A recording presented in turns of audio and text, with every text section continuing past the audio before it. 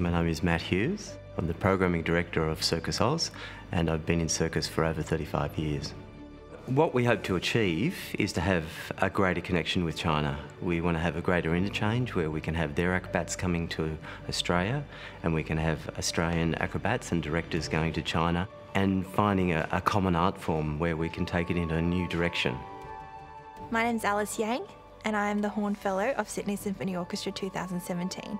The sound of the French horn is what I love the most. You can put in whatever you like into the instrument, but you can never really guess what's going to come out of the instrument. My name is Chen.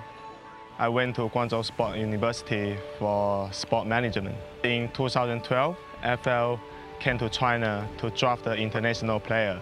They organized a training camp in my university. That's my first time to touch football.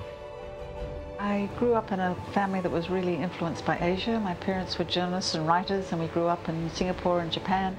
I joined Foreign Affairs in 1972 and was fortunate enough to be chosen to be one of the first group of diplomats to open the Australian Embassy in 1973. I was invited to go on tour with the SSO to China. In between the concert and the rehearsal, I spotted this little girl. She was just playing in the gardens. I was carrying my horn case on my shoulders, and I asked her, "Do you want me to show it to you?" So I opened up my case and presented my horn, and she just had this intrigued look on her face. So I played a couple of notes and a couple of tunes for her, and a few seconds later she was grabbing the instrument, like, you know, trying to press the valves down. So I thought, I'll blow air into the horn and you keep pressing the valve and see what music you can make. I thought that's what I might have looked like when I first seen the horn. I played 9 games this year, and the last game is my first game for Port Adelaide. And we won that game, we sing the song together, we celebrate together.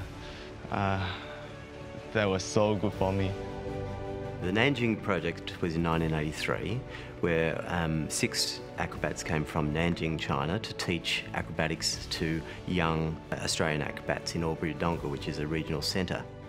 Each day we worked very hard.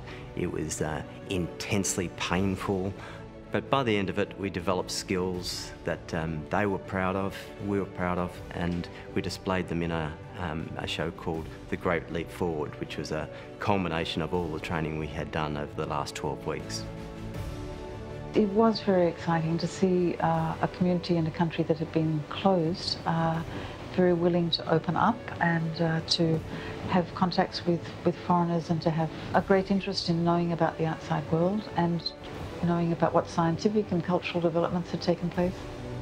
Music is so unanimous in the language, so you can communicate to your audience. It doesn't really matter what language you speak, whether in China or in Australia, you're performing the same sort of repertoire, and it touches the audience the same way as it would in Australia.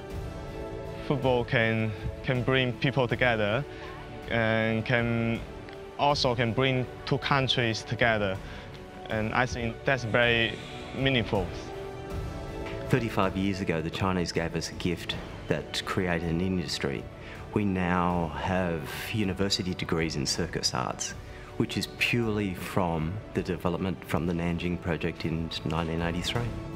It's been an extraordinary journey that to watch China change from what it was in the 60s to what it has been now is one of the most exciting things that happened in modern history, I think, in the world.